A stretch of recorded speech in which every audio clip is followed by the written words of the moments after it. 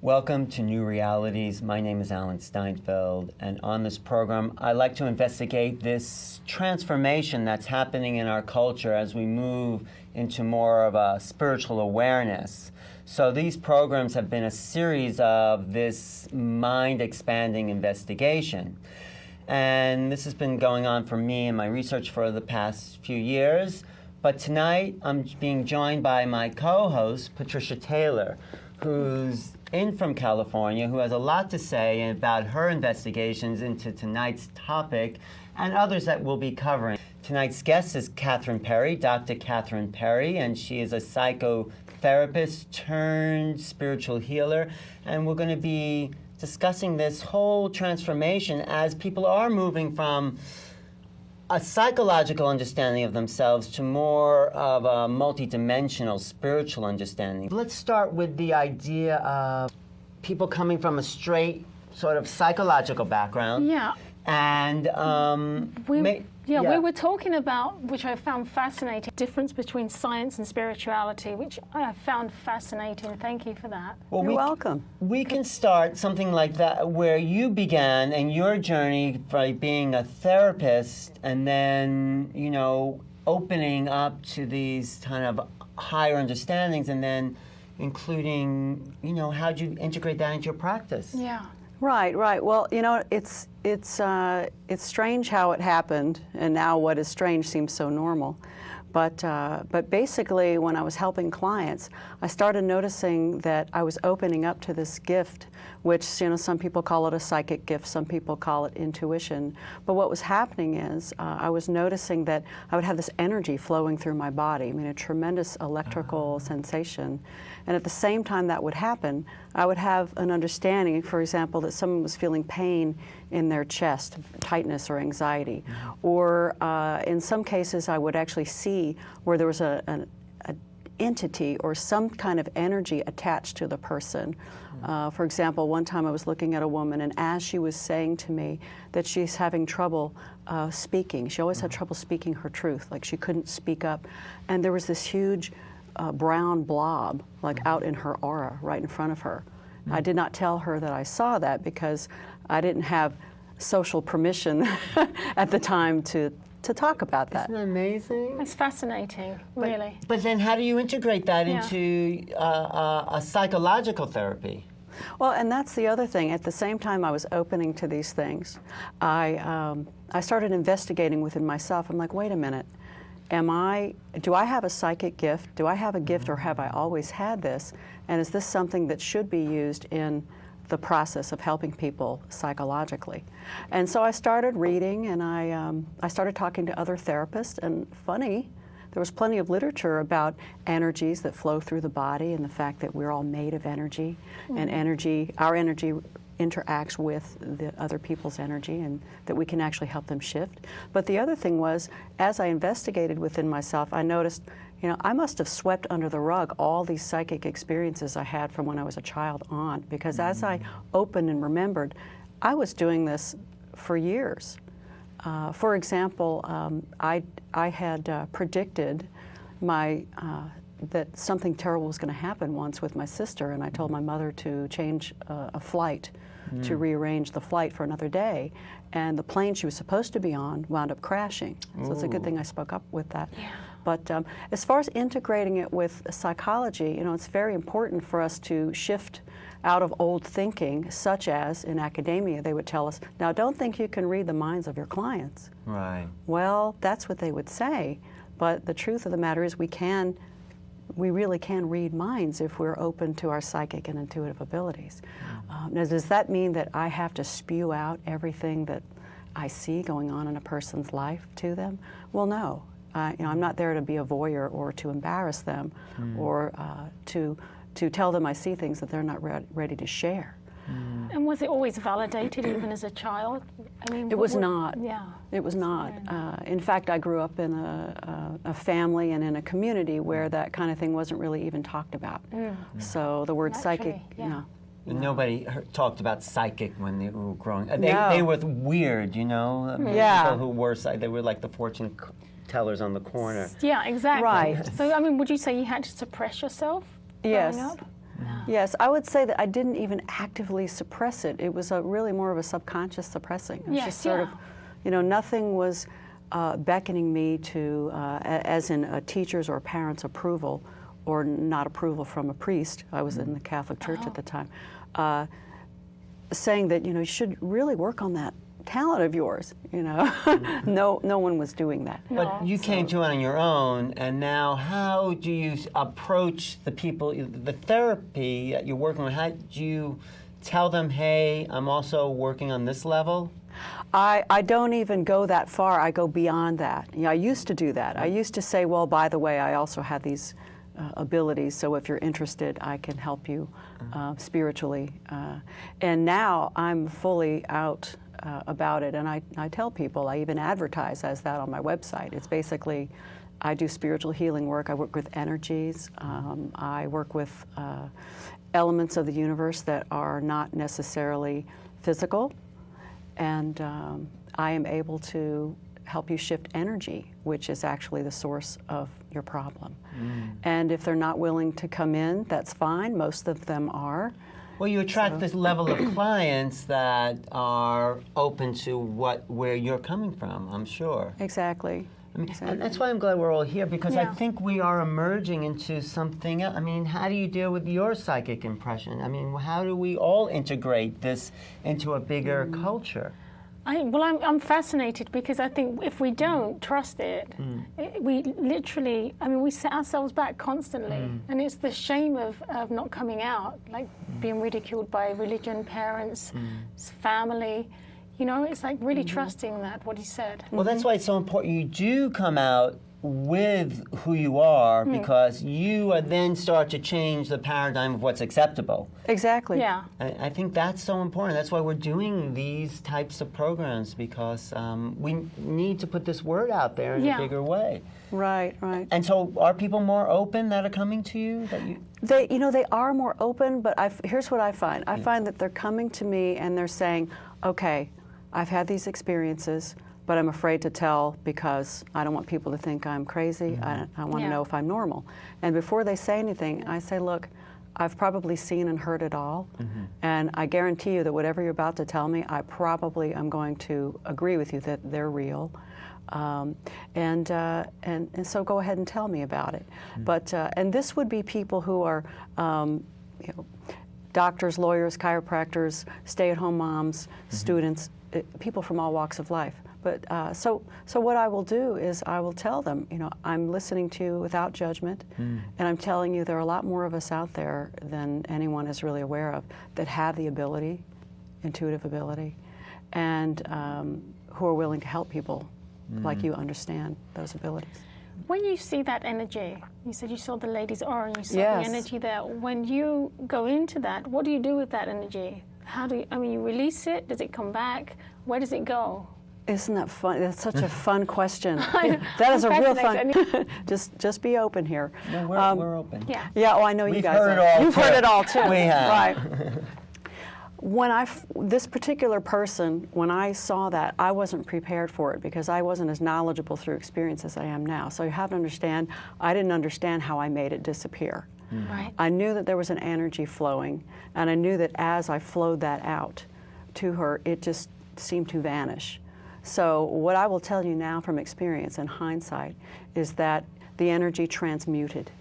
So what I would do if someone has the energy, say, of grief or betrayal or anger stuck to them for whatever reason, either because it's from a past life or from a present life issue, I would out loud actually ask for divine light to come in and fill and surround this energy, and to literally transmute it into divine love, the vibration of divine love.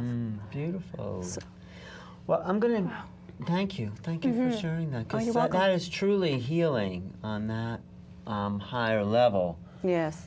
But I have a sort of old paradigm question. Sure. In the sense that, we're dealing with psychology, or you were a psychologist, and the big thing about psychology is that you don't want to be crazy. So there's this whole thing about people who are hallucinated and made things up, and maybe they never really did make it up. Maybe it was all there, but there's that we've been taught in this culture that, if we do see those things, that we're taught to doubt ourselves, and you're dealing in a whole new realm. So it's like, how do we get your colleagues to accept it, but how do we accept it ourselves in the sense that to believe in ourselves that we're not crazy? I do see this. I am in control of my mind and my faculties, and I'm aware of something else. I mean, I think that's the big question in dealing with a psychotherapeutic way for yourself and your clients and patients. What's that line? Because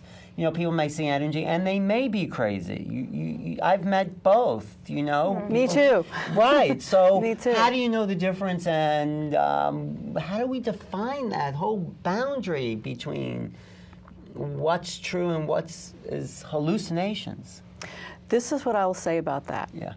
I would say that if their behavior in their everyday life is such that they're having trouble getting out of bed, or they can get out of bed but they're not able to feed themselves, or they're not able to get to a job and keep a job, they're having relationship problems, they're not able to make sense in some kind of organized fashion in their life, they're having problems whether they're having hallucinations or not. So that's a sign like, hey, and then they come to you and say, I see this energy, and they're not able to get out of bed and be functional. That would be a sort of red flag. That's an indicator that there are functional problems occurring. Right. And the other thing is, if a person is using drugs, right. Obviously, so far most people are very honest with me about if they're on something. And versus when they're not on something. Okay, well, I took something. That's really why this was happening. Psychotropic drugs. And the other thing is, a person could be, as you say, crazy isn't really a psychological word. That's more of a social word. But a person could have a very powerful psychic ability, but also have emotional and mental problems. Right, and that's... So how do you differentiate the two? I think that's a big question in the field you're coming. So go ahead, please. Well, I don't even at this point think it's that important to determine, okay, is this a hallucination or not? It's what is that person doing with it? How are they behaving? How, is the hallucination or the entity that they are supposedly seeing telling them to go hurt somebody or kill somebody? Well, probably we have a serious problem if that person thinks even they have to not do hurting anyone, because that's extreme, but some, I've seen some sort of casualties of the New Age, in the sense that these people feel they're the chosen one, directed, and you do see that in the spiritual. That's interesting. Don't you see that in the spiritual? Yeah. And that's like, you might be the chosen, but so is a lot of people. And some people, I guess, what do they call grandeur, illusions of grandeur? Delusions of grandeur. And that's a big psychological kind of box. But how do you deal with that? Well, I have to say I don't get a lot of people like that in my clientele. However, what I would say to you is this, because I have had some people who don't claim to have any psychic ability at all, but who are very, let's say, narcissistic or egocentric. And this is their personality. I mean, they see themselves as being the center of Christ-like. the universe. Well, and that everything else revolves about them, so they don't have to necessarily have respect for the rights of others and things like that. So let's say someone is all up in their ego like that. Well, that's not really going to serve them to have healthy relationships in life. There's really nothing I can do to shift a person out of that. I mean, it's pretty much putting the responsibility on that person and saying, how is this serving you to think this way? But yeah, and as far as spiritual beliefs, that if somebody thinks that they are the chosen one, even though I may disagree with it, if they believe that to be true within themselves, who am I to judge? Well, that's a good point, huh? Yeah, it's a good point. I mean, could be misleading for them too, though, to not be, to not express that and somehow go into it in a, in a psychotherapist way, because. Yeah, I hear what you're saying. I mean, I would give my feedback if somebody told me that I'm the chosen one, I'm the one on the next Jesus. I would say, well, we all my understanding is that we are. all carry the divine light within us, so we're all a slice of God, if you will. Absolutely. We each are. And that's true. And that, I think, is part of the new paradigm we're moving into, is to know that that is true. We are all, in a sense, the chosen one. We are all the center of the universe in some ways. We are all divine. I think these integrations into therapeutic terms are helpful, actually, especially for people who don't have, like, high self-esteem. But then also in some notes that we were talking about the scientific merging of spirit and hard science. Now, what have you seen about that? Well, with regard to that, Yeah. I've actually seen people a lot more open now than ever before. Yeah. It seems that more and more people, it's as if they just want to hear someone else say, yeah, you're on the right track. It's okay to be this open. It's okay to shift out of the old thinking. I mean, the old thinking would be that we have an experience and we have an assumption or a gut feeling about something, but we can't quite trust it because we should go to an external authority that is somehow associated with the dominant cultural belief to tell us whether or not what we've experienced is real or true. And so what I would say to them, knowing that they're already open, because the ones who are open tend to come to me, what I say to them is that we are in a great shift right now. We're moving away from giving our power, as we have in the past, away to outside authorities, such as organized religious systems and science. I think we're talking about science here.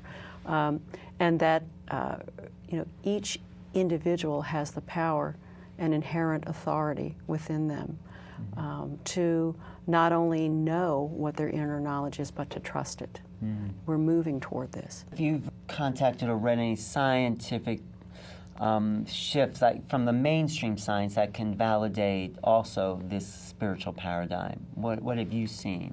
Well, when you say mainstream now, I'm going to say what you mean by that is if they're using traditional scientific methods in their research. Yeah, is there any? I mean, I think people like Dean Raid and the Noetic Institute. Yes, I was about to say the Noetic Institute. If you look at their newsletter, I mean, they come out with quite a few articles. I'm sure you do. Yeah. You're a member. Right? I am a member. Right, yes. as am I.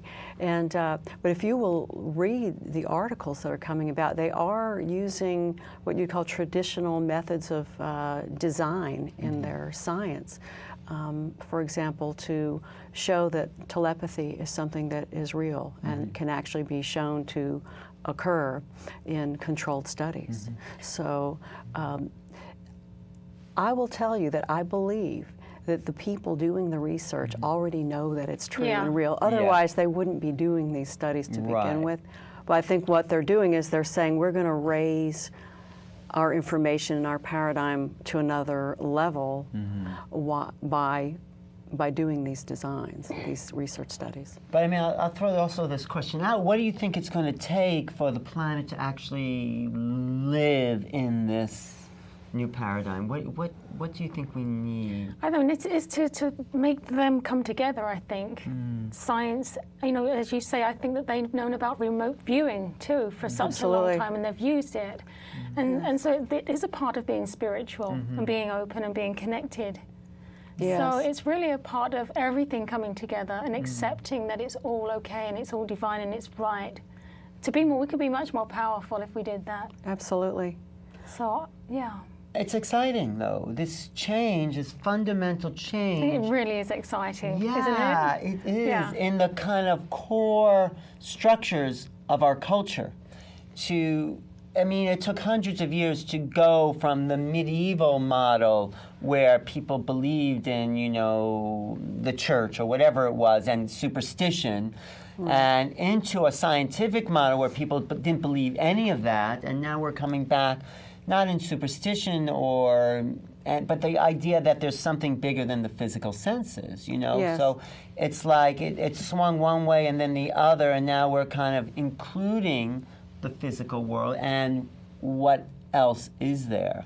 So it's so important what you're doing because you're educating a big population to know there's something more beyond their own psychology. Right. And so I heard something that all problems are psychological and all answers are spiritual. forgot who said that, but there was a... I love that. That's a good one. What were you going to say? I was going to ask you about your book. Oh, yeah. What would you like to ask about it? Well, the name of the book is? Yes, it's Courageous Wake. Courageous Wake. Courageous Wake, and it's available on Amazon.com. But it's your story, It's right? my story, yes. It's my transformation coming out of the spiritual closet, which I think you said, what is it going to take? It's going to take more people willing to let go of the fear that blocks them from being who they really are, from expressing their truth. So how'd you get over your thing? I did a whole lot of introspection. I did something called, well, everybody knows about meditation. I did a lot of meditating. I also did something called breath work, which is something Conscious breath work. Conscious breath Yes, work, yeah. to just open me more and more up to what it is that was holding me back, so that I can let it go. But what was it that was holding you back? Fear. Of? Fear. Fear of being killed.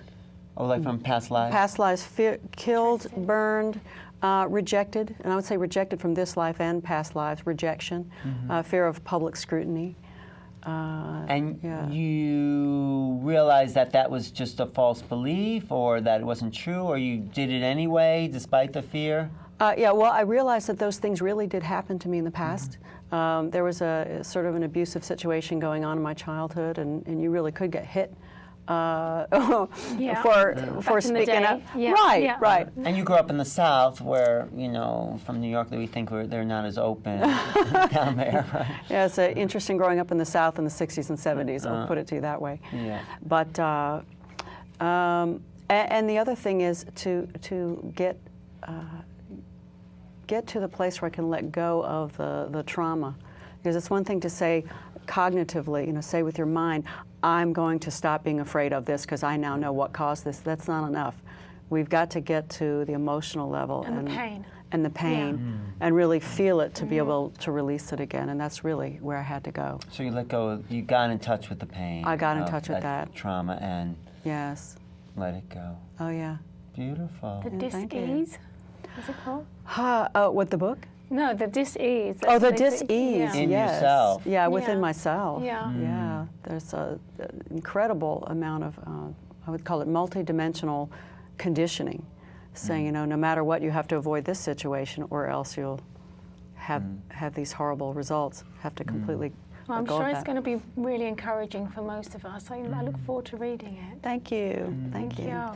Now, do you think it's a gift? I mean, we're almost out of time, but just a couple of more questions as we wrap up. But do you think you had a special talent? Do you think everyone has a special talent to be that sensitive to energy? I believe that everyone comes in with the ability to develop their innate intuition. Yes. But some people are better athletes than others, and, some people may have more facility, or... Yeah, some Or- people are born with more open, with Yeah. I guess you would say more talent coming in. Right. And it would be similar to basketball. Not everybody who plays in the NBA is Michael Jordan, or But I'm sure some if of they these practice others. enough, they'll Yeah, be as good at exactly. it. So Perhaps. practicing. If they have a desire, they will start to practice. Yeah. It's like if they're attuned to that sort of awareness, they'll say, okay, I'm going to pursue it. So somehow within our nature, we're drawn to empower gifts that we have, I think. Right, to develop our talents. Yeah. So, yeah, I think as humanity is moving to our full potential, we will be doing that. We'll be seeing a lot more of that. And I think that's really the foundation of your work, is actualizing people's full potential. Yes, that's it. That's beautiful. That's it. Thank you. So is any final questions you'd like to know from Patricia? Yeah, would you say your constant center has been meditation, keeping your center? Yes. That's been your one practice? Yes. Okay, interesting. Thank you. Because what does meditation do for you? Meditation clears me of imbalances, and then it opens me to more of my inner wisdom, helps me to open to more. So you meditate every day? I try to. Yeah. Yeah. Sometimes more than once a day. Yeah, that's good to know. And if you had to leave one thought about your work and how to encourage them, what would you do? I would say to open up more, to be willing to learn more about yourself and be courageous so that you can let go of old paradigms that might be keeping you from expressing your true self. And pay attention to your intuition. Don't sweep that under the rug. Don't worry about being normal. There's no such thing as normal. And give people your number if they want to reach you. Yes, you can reach me toll-free at 888-330-7248, or you can go to my website, www.catherinepperry.net. Thank you, Catherine, for being a guest. I've enjoyed it. Thanks. It's been great. Thank you. Wonderful Thank to you. see you. Thank you. Thank all of us. Thank you all for watching. This is Alan Steinfeld and Patricia Taylor. Thank you. And Catherine Perry, Dr. Catherine Perry, for New Realities. And if you want to reach the New Realities series, go to newrealities.com or email me at newrealities@earthlink.net. And your email? Yes, freedom at catherinepperry.com. Thanks for watching. See you next time.